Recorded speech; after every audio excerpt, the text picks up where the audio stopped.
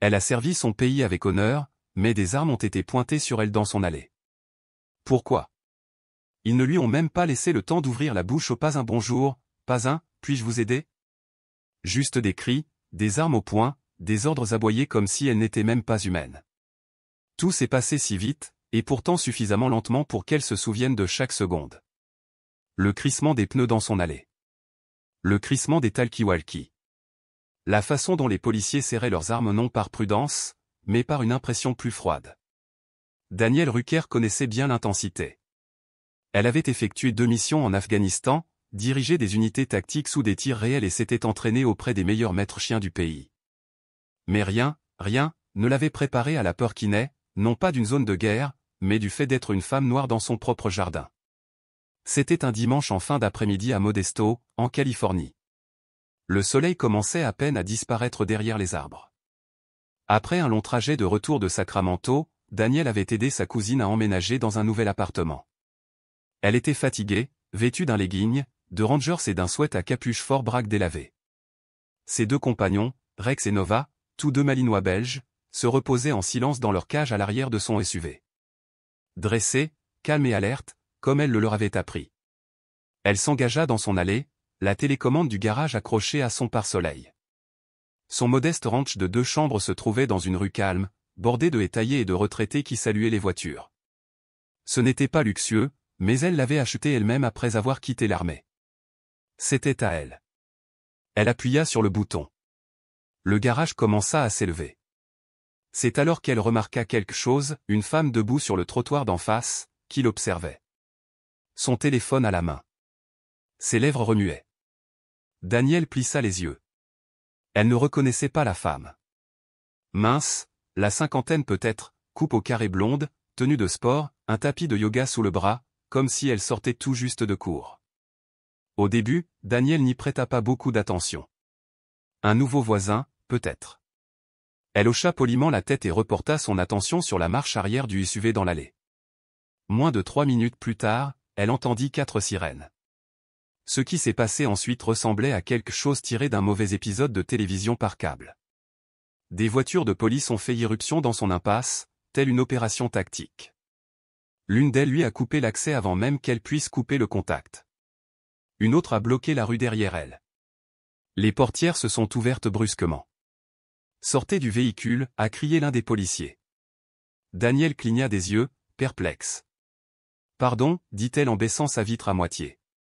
Des mains là où on peut les voir, maintenant. Elle regarda à gauche, puis à droite. Y avait-il quelqu'un derrière elle? Non. Les armes étaient pointées sur elle, sur sa voiture. Un policier, un homme blanc de grande taille, la trentaine, au crâne rasé, s'est approché d'elle en rampant, arme au poing. Un autre, lui aussi armé, était accroupi près d'un buisson voisin. « Madame, nous avons reçu un appel concernant un cambriolage. Vous correspondez à la description. » Daniel gardait les mains sur le volant. Son cœur était stable, mais sa voix était d'acier. « C'est ma maison. Permis et immatriculation. Ma maison est juste là, » ajouta-t-elle calmement. « Je suis une ancienne combattante. Mon nom est sur l'acte de propriété. » Ils n'écoutaient pas. Ils ne le font jamais vraiment, du moins pas au début. Depuis l'arrière du SUV, Rex laissa échapper un aboiement sourd. Nova ne bougea pas. Son dressage la maintenait immobile, sauf ordre. Daniel se pencha légèrement vers la gauche et, avec une précision experte, tapota 2 fois la console centrale de son articulation à un ordre silencieux. Les serrures s'ouvrirent avec un clic. Et c'est là que tout a changé. Mais les officiers n'avaient toujours pas vu ce qui était sur le point de sortir de cette voiture. La portière arrière du SUV s'ouvrit lentement. Les policiers resserrèrent leur étreinte. À quoi s'attendaient-ils? Quelqu'un se cachait? Une menace? Ce qui est ressorti n'était pas ce à quoi ils s'attendaient. D'abord, un nez noir apparut. Puis, un malinois belge, élancé et musclé, s'avança dans l'allée avec une précision affûtée, Rex. Sa robe, noire et feu, scintillait dans la lumière, ses mouvements fluides, entraînés. Son regard balayait la scène, calculateur. Nova le suivit, plus clair, mais tout aussi contrôlé. Pas d'aboiement. Pas de grognement. Juste une présence calme, constante, indéniable. Chaque chien portait un gilet tactique beige, clairement marqué. Chien militaire américain K9 ne pas caresser. Rex s'approcha de Daniel sans qu'on l'appelle. Nova se tenait à ses côtés. Elle n'avait pas l'air effrayée. On aurait dit qu'elles attendaient une mission. Pendant un instant, personne ne parla. Seuls les parasites des radios et une respiration rauque résonnèrent. Daniel sortit enfin. Lentement, délibérément. Sa posture était détendue, mais sa présence était inébranlable. Elle n'éleva pas la voix. Elle ne protesta pas. « Je m'appelle Daniel Rucker, dit-elle. J'habite ici. Je reviens tout juste de Sacramento. Voici mes chiens, des chiens de travail militaire. J'ai servi 12 ans en service actif, dont 6 dans les forces spéciales canines. » Les officiers n'ont pas bougé. Elle fouilla dans sa poche. Lentement. Délibérément. Et en sortit un portefeuille en cuir, l'ouvrant pour révéler sa carte d'ancien combattant et son permis de conduire californien. Un policier, un latino de petite taille, la quarantaine, portant l'inscription « Pérez » sur son badge s'est avancé et a pris la carte. Il a regardé la carte, puis la femme, puis les chiens. « Ce sont des chiens militaires ?» demanda-t-il, la voix légèrement brisée. « Oui » répondit-elle. « Dressés par moi. Ils ne mordent pas, sauf si je le leur demande. » Rex fit un petit pas en avant. Calme. Maîtrisé. Tu as appelé. Pérez se tourna vers la femme de l'autre côté de la rue. La voisine blonde se tenait toujours là, les bras croisés, le téléphone serré dans une main comme un trophée. Oui. Je ne savais pas qui c'était. Elle avait l'air suspecte. Un gros camion noir. Des chiens à l'arrière. Je pensais? Tu pensais que j'étais en train de cambrioler ma propre maison, demanda Daniel en la regardant dans les yeux. La femme haussa les épaules. Je ne vous avais pas reconnu. Depuis combien de temps vis-tu ici, demanda Daniel. La femme hésita. Quelques mois. J'habite ici depuis 5 ans. Je tonds cette pelouse tous les samedis matins depuis 5 ans. Tu n'as jamais pensé à me faire signe? La femme cligna des yeux. Je pensais juste. Daniel se tourna vers Pérez. Suis-je en état d'arrestation? Il se déplaça mal à l'aise et jeta un coup d'œil aux autres officiers, qui baissaient maintenant timidement leurs armes. Non, madame. Il y a manifestement une erreur. Daniel ne dit rien tout de suite. Elle regarda simplement ses chiens. Rex s'assit à côté d'elle. Nova posa sa tête sur ses pattes. Elle s'agenouilla entre eux, donnant à chacun une douce tape. Les autres officiers commencèrent à reculer lentement. L'un d'eux marmonna quelque chose dans sa radio. Pérez lui rendit sa carte d'identité. Vous comprenez, madame, nous devions intervenir. Vous deviez réagir, a-t-elle dit, mais vous n'aviez pas à arriver avec vos armes à la main comme si je braquais une banque. Il n'a pas répondu. Tu aurais pu poser des questions. Tu aurais pu regarder la boîte aux lettres, Rucker, juste là où peut-être juste, je ne sais pas, dire bonjour. Comme un être humain. La voix de Daniel ne s'éleva pas, mais elle était tranchante comme une lame. Calme. Clair. Indéniable. Pérez semblait maintenant gêné.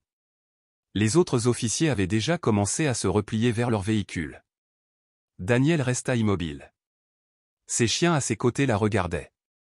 De l'autre côté de la rue, le voisin s'éloigna silencieusement. Sans excuse. Simplement en retrait.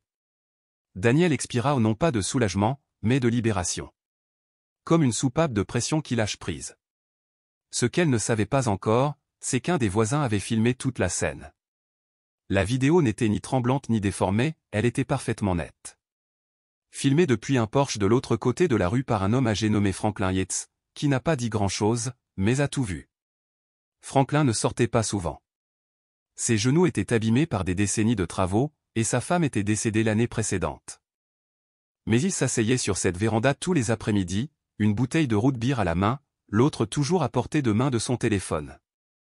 Il ne s'attendait pas à voir quelque chose de dramatique ce jour-là, mais dès que la police a commencé à crier, il a appuyé sur « Enregistrer ». Il avait vu Daniel aller et venir pendant des années. Elle avait déneigé son allée pendant ce froid glacial, 2 hivers plus tôt. Elle n'avait jamais rien demandé. Alors, quand ils l'ont cerné comme un suspect dans une chasse à l'homme, il a appuyé sur le bouton rouge. Dans la vidéo, on entend les policiers crier. On voit les mouvements calmes de Daniel. On entend le léger clic lorsque ses chiens sortent. Et on sent le changement d'air à la vue de ses gilets. La vidéo n'a pas été montée. Pas de musique. Pas de ralenti. Juste des images brutes. 74 secondes de long. Quelqu'un, peut-être le petit-fils de Franklin, peut-être un voisin, l'a téléchargé cette nuit-là. Il a fallu moins de 24 heures pour atteindre le demi-million de vues. Daniel n'était même pas encore au courant de la vidéo. Elle était à l'intérieur, assise sur son canapé, avec Rex recroquevillé à ses pieds et Nova à côté de la porte, toujours en alerte. Elle n'avait toujours pas mangé. Ses clés étaient encore dans la poche de son manteau. Elle n'avait même pas enlevé ses bottes. Son téléphone a vibré, un SMS de sa cousine. « Fille, c'est toi dans cette vidéo ?» Daniel fronça les sourcils et cliqua sur le lien. Elle l'a regardé une fois. Puis une deuxième fois. Et une troisième fois, plus lentement. C'était étrange de se voir ainsi de l'extérieur. Sa posture. La façon dont Rex restait collé à sa jambe. Le moment où Nova s'avança doucement, se plaçant entre Daniel et l'officier. Elle n'a pas pleuré. Elle ne s'est pas mise en colère. Elle est restée assise là, à regarder. Ce n'est qu'au 5e visionnage qu'elle remarqua l'expression sur le visage de la voisine blonde, capturée dans un coin de la vidéo, pas de peur. Pas même d'inquiétude. Juste vide. Elle ne regardait pas une personne, juste un objet, une silhouette d'hypothèse et de peur. Elle s'est appuyée sur le canapé et a fermé les yeux. Ce n'était pas la première fois qu'elle était profilée ou ce n'était pas le cas mais celle-ci l'a blessée plus profondément, plus durement, parce que cela s'était produit à l'endroit même où elle était censée se sentir en sécurité. Sa maison. Sa propre allée. Entourée des mêmes drapeaux qu'elle avait juré de protéger et de servir. Elle a pensé à rappeler sa cousine, à lui expliquer ce qui venait de se passer, mais qui avait-il à expliquer? Rex laissa échapper un léger soupir et poussa doucement sa jambe. Elle baissa les yeux vers lui, sa loyauté étant toujours aussi constante, puis attrapa ses bottes. Elle avait besoin d'air. Mais dehors, à seulement un demi-pâté de maison, l'histoire avait déjà commencé à se propager comme une traînée de poudre. Franklin recevait des appels de personnes dont il n'avait pas eu de nouvelles depuis des années, certaines disant qu'il était courageux, d'autres lui demandant s'il avait tout organisé. Quelques appels provenaient de numéros anonymes, lui disant de s'occuper de ses affaires. Et la voisine, la blonde. Son nom s'est avéré être Kimberlyn Folney. Elle travaillait à temps partiel dans un spa de bien-être et publiait des citations inspirantes tous les matins comme sur des roulettes. Maintenant, son téléphone explosait. Les commentaires sous la vidéo n'étaient pas gentils. Typique. Elle pensait qu'elle était une héroïne. Voilà pourquoi les gens ne font pas confiance aux flics. Elle a vraiment appelé la police parce qu'une femme noire avait un camion et 2 chiens.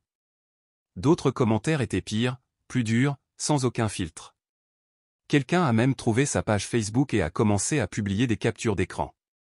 Mardi matin, des camionnettes de reportage étaient garées à 2 rues de là, les antennes dressées comme des lances. Daniel a ouvert sa porte et les a repérées. « Seigneur », murmura-t-elle dans sa barbe. Pérez, l'officier impliqué dans l'incident, avait déjà soumis un rapport, et son service était désormais en pleine effervescence. Il ne s'attendait pas aux chiens. Il ne s'attendait pas à la vidéo. Et il ne s'attendait certainement pas à une telle réaction. Les affaires intérieures ont ouvert une enquête. Le chef de la police a publié une déclaration soigneusement formulée sur les « erreurs de procédure » et un « engagement envers la sécurité de la communauté ». Mais personne n'est venu directement voir Daniel. Pas encore. Pourtant, le silence du ministère parlait plus fort que n'importe quelle excuse publique. Mercredi, l'allée de Daniel s'était transformée en une sorte de point de contrôle. Des journalistes en kaki et polo s'attardaient près du trottoir comme des ombres attendant un mouvement. Chaque fois qu'elle ouvrait sa porte d'entrée, au moins un micro était poussé vers elle. « Daniel, croyez-vous que cela était motivé par des raisons raciales? Vos chiens ont-ils été dressés pour vous protéger dans des situations comme celle-ci? Prévoyez-vous de porter plainte contre les agents impliqués? » Elle n'a pas répondu. Pas encore. Elle a juste promené Rex et Nova, et resté seule et a essayé d'agir comme si tout était normal. Même si rien n'était. Cet après-midi-là, le Tribune de Modesto a publié un titre qui a frappé plus fort qu'elle ne l'avait prévu. Une ancienne propriétaire confrontée à la police dans son allée et les chiens militaires auraient pu éviter la tragédie. C'était vrai. Et c'était terrifiant. Elle n'arrêtait pas de le rejouer dans sa tête, la façon dont les officiers se tenaient là, armes au poing, en sueur, les doigts bien trop près de la gâchette. Comment Rex et Nova ont résisté comme des soldats, imperturbables, impassibles, calmes. La plupart des gens ne comprenaient pas ce que ces chiens pouvaient faire.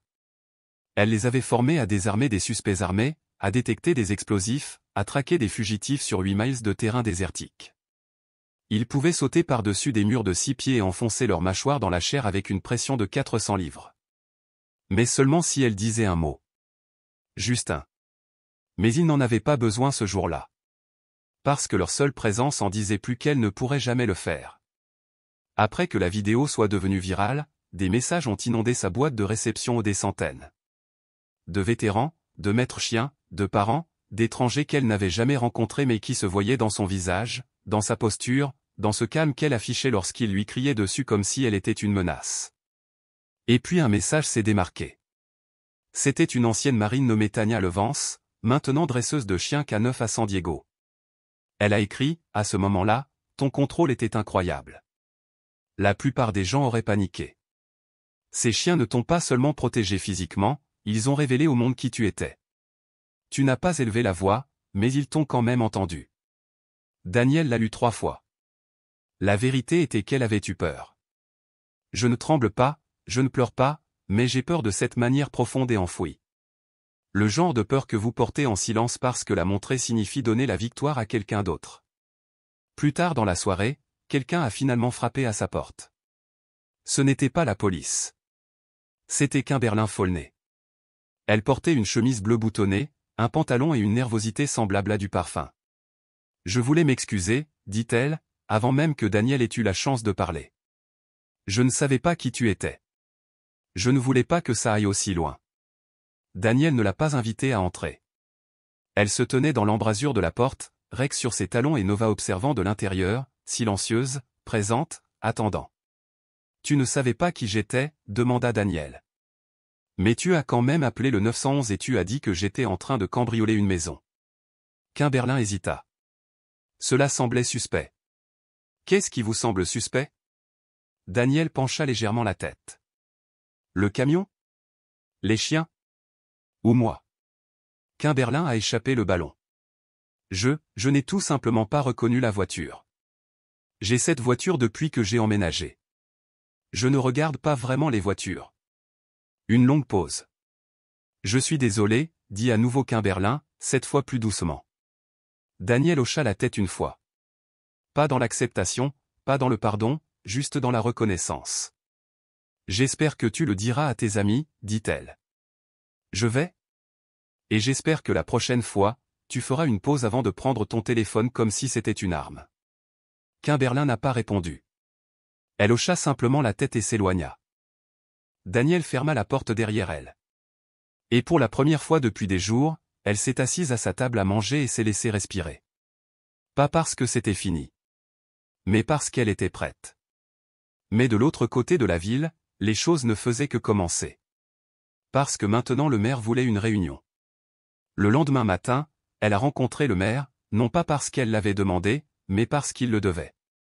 Le maire Douglas Raburn, la cinquantaine, rasé de près, donnant toujours l'impression d'être à une phrase près d'une publicité de campagne, a demandé la réunion pour « écouter et apprendre ». Il a amené un assistant de relations publiques avec un bloc-notes et un petit enregistreur, juste au cas où. Daniel n'a pas pris la peine de s'habiller. Elle portait ce qu'elle portait toujours, un pantalon cargo, des bottes, le même sweat à capuche délavée. Rex et Nova sont restés proches, assis derrière elle pendant que le maire parlait. Nous regrettons profondément ce qui vous est arrivé, mademoiselle Rucker, commença-t-il, les mains jointes sur la table entre eux. C'est regrettable. Ce que vous avez vécu ne reflète pas les valeurs de Modesto. Elle l'observait attentivement. Je n'ai pas hoché la tête. Je n'ai pas souri. Vous dites que ça ne reflète pas les valeurs, dit-elle, toujours aussi calme, mais c'est arrivé juste devant mon garage. Et si mes chiens n'avaient pas été là, je ne suis pas sûr que je serais ici non plus. L'assistant bougea maladroitement. Le maire s'est éclairci la gorge. Nous révisons les protocoles. Il y aura une formation complémentaire. L'agent Pérez participera à l'enquête interne. Et la voisine, celle qui a appelé, a présenté des excuses écrites. Daniel l'a coupée. Elle ne s'est pas excusée auprès de moi. Elle s'est excusée auprès d'Internet. Une autre pause. Le maire semblait mal à l'aise maintenant. J'ai servi ce pays pendant plus d'une décennie, a-t-elle poursuivi, pas pour que les gens puissent me pointer une arme pendant que je déverrouille mon propre garage. Il a essayé d'intervenir. Elle ne l'a pas laissé faire. Vous voulez parler de formation? Apprenez à vos employés à ne plus sursauter dès qu'ils voient quelqu'un qui me ressemble conduire un truc plus gros qu'une Honda Civic. Silence. Daniel s'est appuyé en arrière sur sa chaise. Les oreilles de Rex tressaillirent, alerte mais détendue. Nova laissa échapper un doux bâillement. Je n'ai pas besoin d'une médaille, a-t-elle ajouté. Je n'ai pas besoin d'une banderole sur Main Street. J'ai besoin de savoir que je peux me garer dans mon allée sans craindre que quelqu'un me prenne pour une menace avant même de connaître mon nom. Le maire Raburn hocha lentement la tête. Tu as parfaitement le droit de ressentir cela. Je sais, dit-elle. Je ne demande pas la permission. Il regarda son assistant. L'enregistreur s'est éteint. La réunion s'est terminée sans poignée de main. De retour à la maison, Daniel a trouvé une enveloppe glissée sous sa porte. Aucune adresse de retour. Juste une note à l'intérieur. Merci d'avoir tenu bon. Ma fille a vu votre vidéo. Elle m'a demandé si elle serait en sécurité si elle grandissait et vous ressemblait. Je n'avais pas de réponse. Mais maintenant, je la connais. Ce n'était pas signé. Mais cette note signifiait plus pour elle que n'importe quelle conférence de presse. Le quartier a légèrement changé cette semaine-là. Quelques personnes ont traversé la rue juste pour dire bonjour. Un couple a laissé des fleurs près de son porche.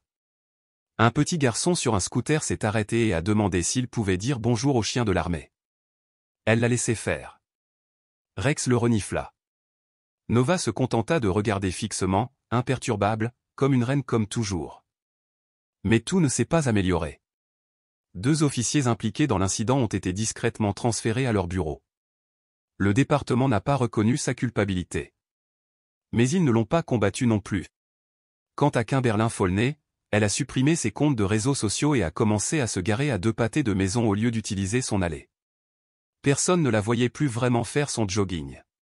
Daniel ne s'est pas réjoui. Elle n'a pas célébré. Ce n'était pas une victoire. C'est exactement ce qui s'est passé. Et parfois, c'est la partie qui fait le plus mal. Parce que pendant un moment, elle avait l'impression d'être de nouveau en uniforme, de devoir faire ses preuves auprès de gens qui n'avaient même jamais appris à prononcer correctement son nom. Mais ce n'était pas fini. Ce n'est que lorsqu'elle a raconté son histoire avec ses propres mots. Le premier email provenait d'un animateur de podcast local. Puis un journaliste du Sentinelle de Sacramento. Puis un producteur de Bonjour Fresno. Puis un média national. Ils voulaient tous entendre la femme avec les chiens. Certains le voulaient en direct. Certains voulaient la faire voler. L'un d'eux a même demandé si les chiens pouvaient faire partie de l'interview pour l'impact visuel. Daniel les a tous refusés. D'abord. Mais sa cousine l'a rappelé, Zora, la même qu'elle avait aidé à déménager une semaine plus tôt. Danny, dit-elle d'une voix enflammée, tu ne parles pas, quelqu'un d'autre le fera, et il va tout gâcher. Tu dois le dire toi-même. Tes mots. Daniel resta silencieux un moment. Je n'essaie pas de devenir viral. Tu l'as déjà fait. La question est, qu'est-ce que tu veux en faire maintenant? Zora n'avait pas tort. Daniel ne voulait pas attirer l'attention, mais elle ne la quittait pas. Elle a donc choisi un média. Un seul. Une petite journaliste indépendante nommée Tony Irene, qui vivait dans la vallée et animait une web-série intitulée Histoire de Porsche. Pas d'équipe de maquillage, pas de coupe-tape à accent grave-l'œil, juste une chaise pliante, un micro et une caméra. Ils ont filmé dans le jardin de Daniel. Sans scénario. Sans plan. Tony a demandé, peux-tu me dire ce qui s'est passé ce jour-là?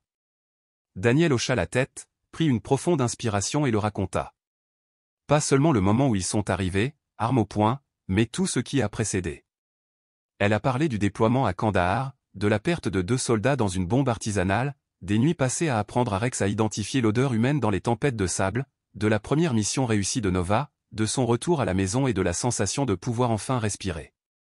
J'ai donné à ce pays mon temps, mon corps et une partie de ma paix, a-t-elle déclaré, et quand je suis revenu, tout ce que je voulais, c'était un coin d'herbe et un endroit où promener mes chiens, sans que quelqu'un me regarde comme si je n'étais pas à ma place. Tony n'a pas interrompu.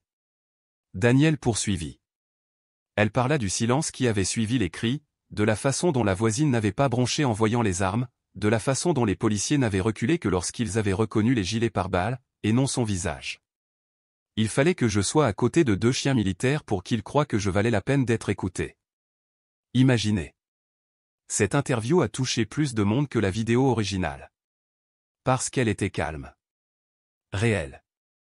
Pas de cris. Pas de mise en scène. Juste une femme, disant la vérité devant la caméra, comme si elle parlait à une amie assise à une table. La réponse a été écrasante, des lettres, des dons à des groupes de soutien aux vétérans en son nom, des messages de voisins blancs admettant qu'ils avaient fait des suppositions sur des personnes qui lui ressemblaient, des policiers la remerciant de ne pas avoir laissé les choses dégénérer, alors qu'en réalité, c'était eux qui avaient provoqué l'escalade en premier lieu. Daniel n'a pas demandé de compassion. Elle n'a même pas demandé de monnaie. Elle a juste demandé aux gens de lui prêter attention. Une semaine plus tard, le département de police de Modesto a officiellement mis en place un nouveau protocole de traitement des appels civils liés à des activités suspectes. Les agents étaient désormais tenus de vérifier la propriété des biens par l'intermédiaire du répartiteur avant de procéder à un contrôle, en particulier dans les quartiers résidentiels. Ils l'appelaient le règle Rucker. Elle n'a pas souri en l'apprenant. Elle a juste émis un discret et a continué sa journée. Quelques jours plus tard, au parc à chiens, une femme avec une poussette a fait signe de la main et a dit « Merci pour votre service ». Daniel hocha la tête. Mais le moment qui l'a vraiment frappé est arrivé à l'épicerie. Un adolescent, d'environ 17 ans, s'est approché d'elle au rayon fruits et légumes. Il portait un sweat à capuche et semblait nerveux. « Tu es la dame avec les chiens, n'est-ce pas ?» Daniel hocha la tête. Il marqua une pause et regarda autour de lui. « Ma mère a dit que tu étais effrayant. » Daniel haussa un sourcil. « Vraiment ? Ouais, mais, je ne pense pas que tu le sois. » Elle rigola, puis se pencha plus près. « Dis à ta mère que je suis effrayante quand je n'ai pas bu de café. C'est tout. » L'enfant a ri.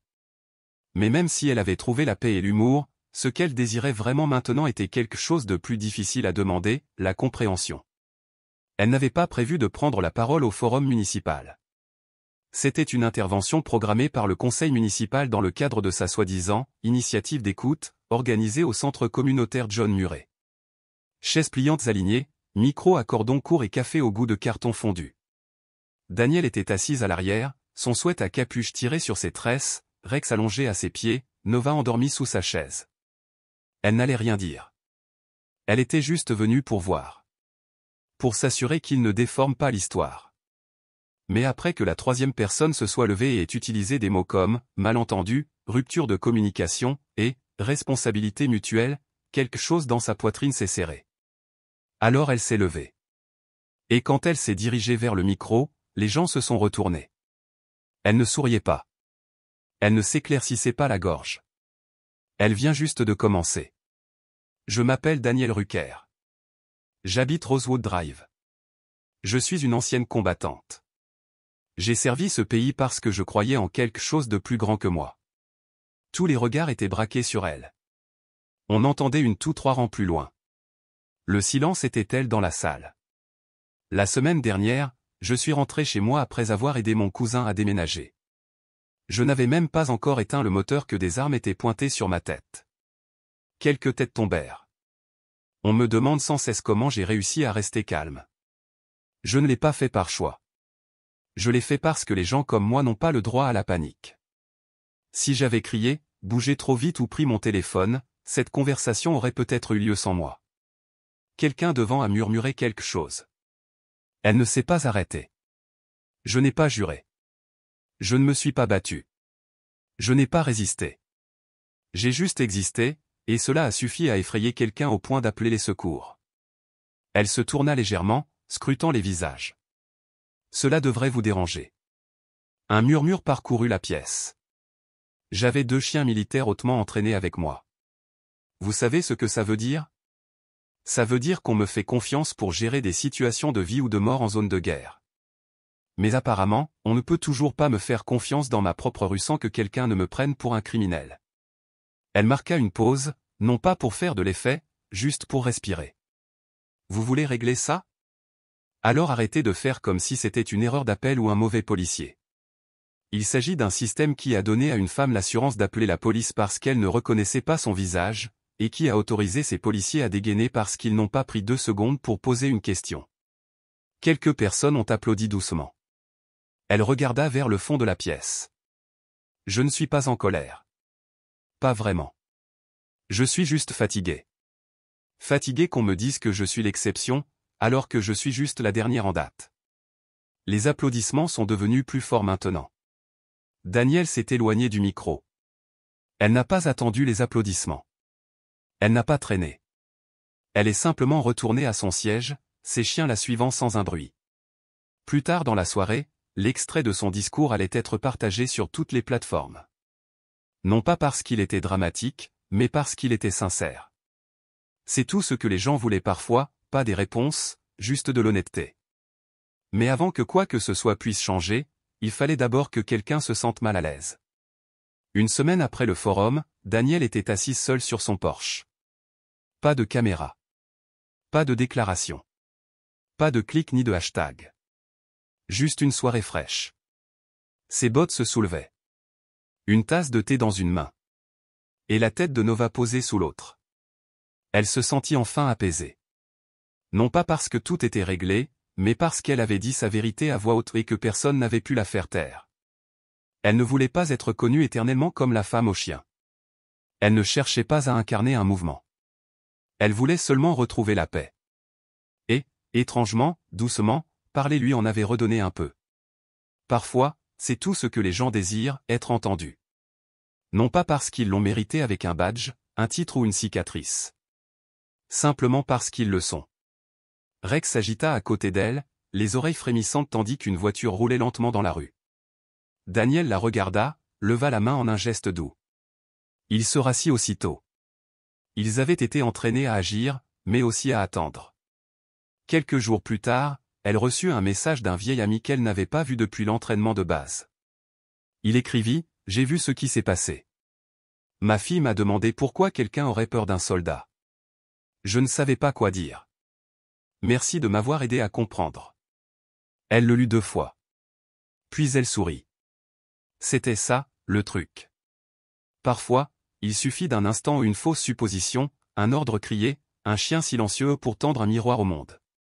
Et tout le monde n'aime pas ce qu'il voit d'aussi près. Danielle n'avait jamais voulu devenir virale. Elle ne voulait pas faire les gros titres. Elle n'avait jamais demandé à figurer sur un tag tendance.